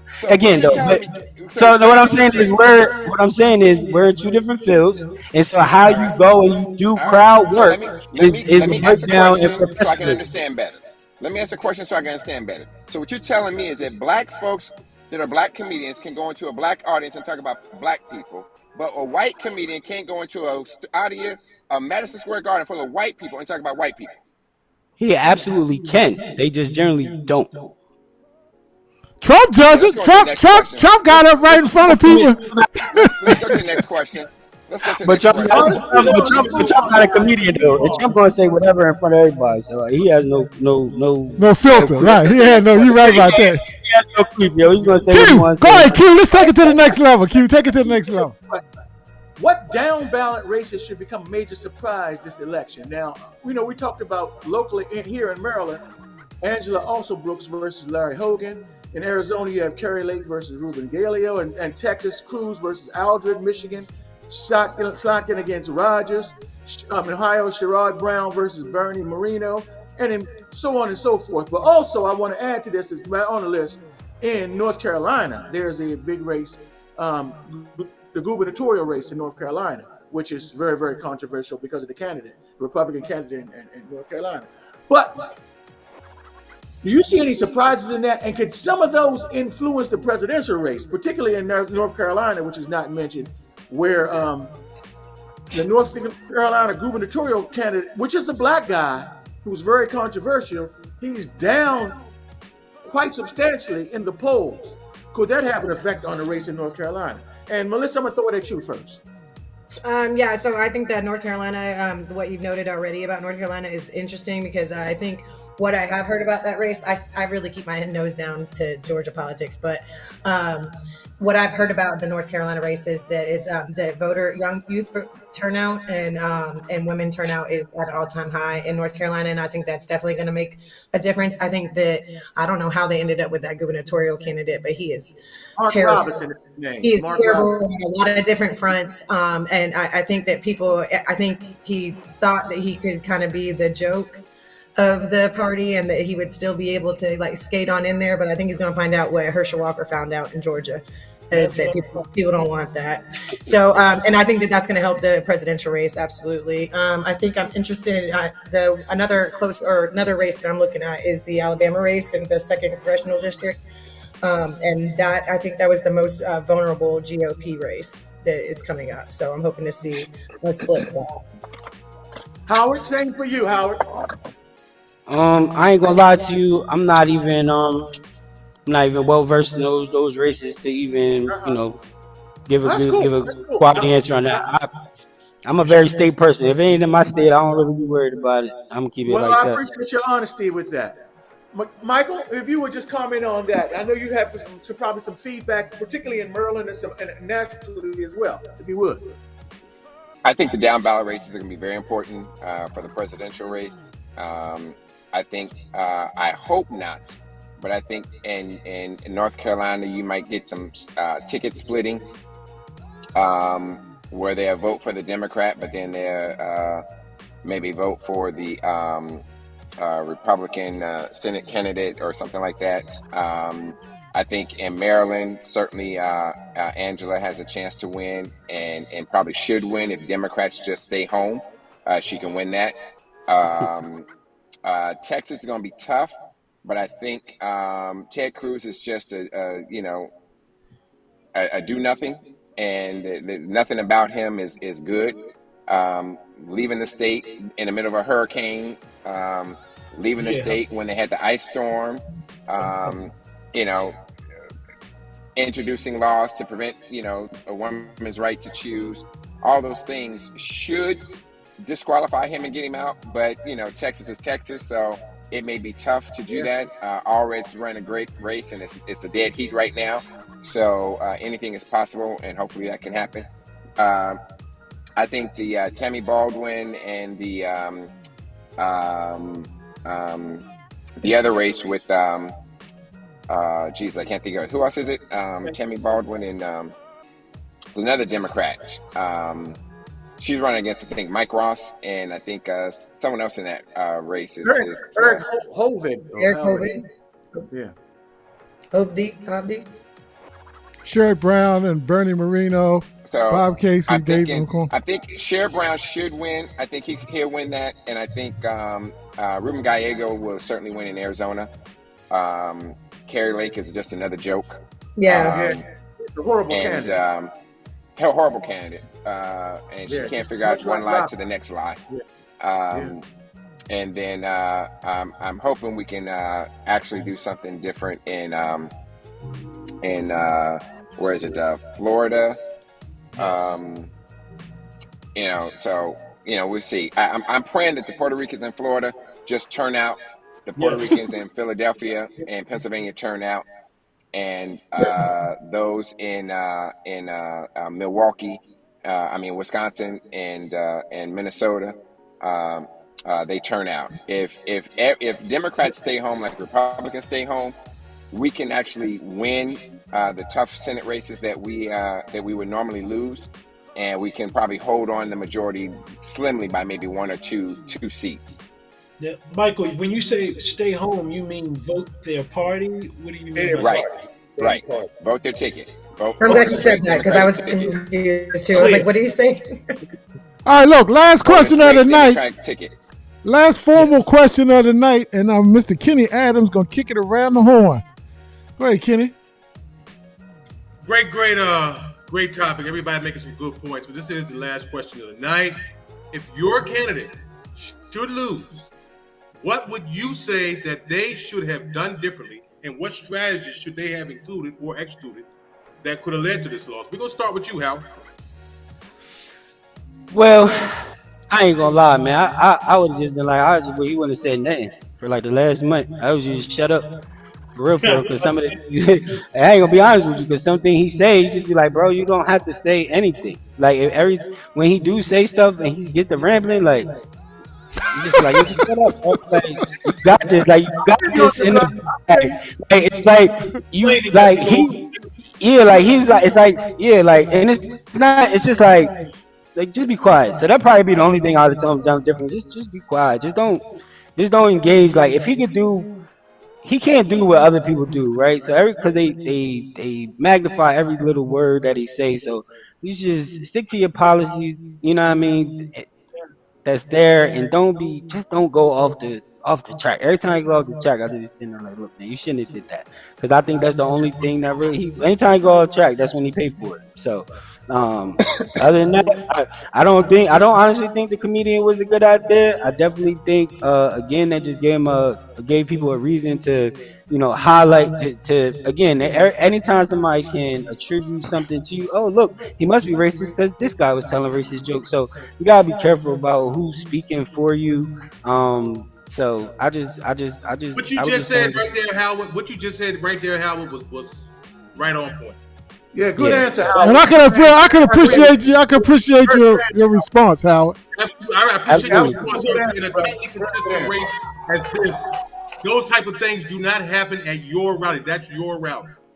Yeah, So yeah, that's it shouldn't have happened. It shouldn't have happened at all. It shouldn't have, and that's why I really can't fathom like, oh, he's seen this, and it was like, yeah, do that. I can't see that. I well, can't see that. that's pretty much how that works. But go ahead, Melissa. Your thoughts. I haven't imagined her losing, so I don't have any honest critique. I think Howard, what you had to say about your candidate, I think you're probably spot on. So that's actually, you might have some good political consulting in your future. But you always want to be worried about a candidate, you have to tell not to talk. Just Yeah, no, just shut up, because bro. at That's some all you point got. they're going to have to talk. But I will say some strengths that I really do like about Kamala is that she's gone on like Howard Stern. And I think she's still considering going on Joe Rogan. Just where she's been with Charlemagne, I think that she's done everything that she could. That some of the things that we missed in 2016, she's campaigning in the states that we needed to be campaigning in 2016 when we lost Ben. So I think she's doing a lot of things really right. I'm not looking forward to thinking about what a loss looks like. So But if maybe she does, Melissa, I'm just saying, I'm just Running up hypothetical. on chat. Would you feel comfortable that she left it out on the playing field? She gave it the old college try, pretty much. at this point in the game, yes. And Okay. tomorrow I'll probably drive some hours and maybe probably wait some hours to see her in person again tomorrow at her rally because she'll be coming back to Georgia. Shout outs to What you, part of Melissa. Georgia should she be in? What part of She's Georgia? going to be in Atlanta. She's going to be by a civic center somewhere in Atlanta. Okay, all right. Well, I just want to say we Michael. appreciate your effort. Last but not least, Because Michael. I see that Give you're me your doing a thoughts. whole lot for that. So Yeah. thank you. So I think. You're welcome. Oh, I'm sorry. I think two things that if she loses, she should have done is one is she should have put out a ad responding to the lie that she started the transgender policy in prison. That was done under Donald Trump. She should have pushed back on that and done something with that. And the second thing is I think she should have done an ad with Liz Cheney. When Liz Cheney talked about, and they went on the tour and they were out there talking, and the sentiments and comments that Liz Cheney made, being Liz Cheney, being the conservative woman that she is, and the long-term, her daddy and herself and everything that they represent in the Republican Party, had they done an ad with her and had blitzed that from the day that they did that rally together and till Tuesday, I think it will be very powerful for some of the women and some Republicans around there to be able to get and understand that this is Liz Cheney, a conservative of all conservatives. And while she may not agree with every policy that Kamala has or anything like that, she certainly is someone that wants to put her country above her party. And she does not want the ruler of a dictator of Donald Trump or a misogynist of Donald Trump ruling, leading this country. And I think that would have been that. Those would be the closing arguments that I would use if for her along with her speech. I think those two ads would be very powerful. It would be a pushback to expose Donald Trump for his lies. And it'd be someone where you find someone who does not agree with you, agreeing that, hey, while you may not be who I would normally pick, she did say she would be a president for America and she would do a damn good job. And coming from Liz Cheney, that's something that you want to have on a loop. Peace. Yeah, absolutely. Great Thank answer. you, my Great brother. answer. Great answer. Thank you, my brother. Well, look, and I want to thank each and every one of you for stopping by for 2 hours. An unprecedented Night Brothers show. 2 hours No on doubt. Friday. No doubt. Thank you all so much. I appreciate y'all time. Thank you. Back to you, Lenny. My pleasure. Get out there and vote. I want to say the same thing. I mean, I'm being redundant, but I do want to say the same thing. All three of you guys, look, and I threw every comment in. I threw every comment on the screen because I didn't want to, play favorites or anything, and just wanted people to see. They took some shots at y'all, but I'm, it's y'all got tough skin. All three of y'all wouldn't be in the game if y'all wasn't out here. Particularly Howard, shout outs to you as a comedian. You know how it is. People gonna take shots at you as a comedian for your opinions. Michael, you're an elected official. You know the people gonna take shots at you. And Melissa, you've been around the horn. You know what's up. And fight battles with the best of them. So I want to thank all three of y'all for not just tonight, but the entire political season that you've been on here. And that also thank you for being a warrior out on the path in this. Absolutely. Because y'all are patriots. Y'all are patriots because of what you're doing. Y'all are fighting for your vision of America, and I want to thank you all for that. So I'm going to shut up and pass it to Arden and Q. Q. Good, Art. Hey, well, I thank you again also for all of your efforts now, during the election, and prior to the election. Congratulations in advance. Michael, if you can put out, how can somebody support you? Because you're actually in a race right now, so we appreciate you taking time off of that to speak to the whole issue. So can you give somebody, how can they support you? I always say the best donation is the donation that you might need to support a nation. So you may need some donations, you may need some support, you may need volunteers. I'm not sure what you can let them know real quick. Absolutely. You can go to my email is Kelly Michael, KellyMichael4DC, Kelly Michael for DC @gmail.com. Our website is kellymichaelfordc.com. Certainly you can go there and donate for us and help us out. Everything, anything. And certainly we'll be, pushing forward and trying to make sure everything is very good in the future for the District of Columbia, our nation's capital. Yes, sir. And I definitely want you to, win there because we definitely need some help there. But, we have to bring you back on because there's some issues I like to talk about as far as DC politics too. But thank you all. We definitely greatly appreciate you. Indeed. I appreciate you guys. Thank you for having us. All right. We'll come back with a celebration party. And guys, we hope to have you back on regardless of result in the near future. We're going to discuss what took place and the transition of power. We're going to talk about all those things in the future. And we look forward to having you. We appreciate you taking your time out for us tonight and for our audience. Absolutely. And I know come to DC, Howard. Let's go have a drink and a cigar together. So thank you, guys. Let's go. All right. I like that, bro. All right. Listen, you paying for the parking though, because that DC parking is free. I got a free parking lot for you, bro. I got a free parking lot for you. You ain't got to pay $50. Melissa, you keep us up to speed on your dealings these next couple of days, okay? I will definitely. Howard, don't forget to vote on Wednesday now. Yeah, no, I'm going to say, damn. See, this is exactly that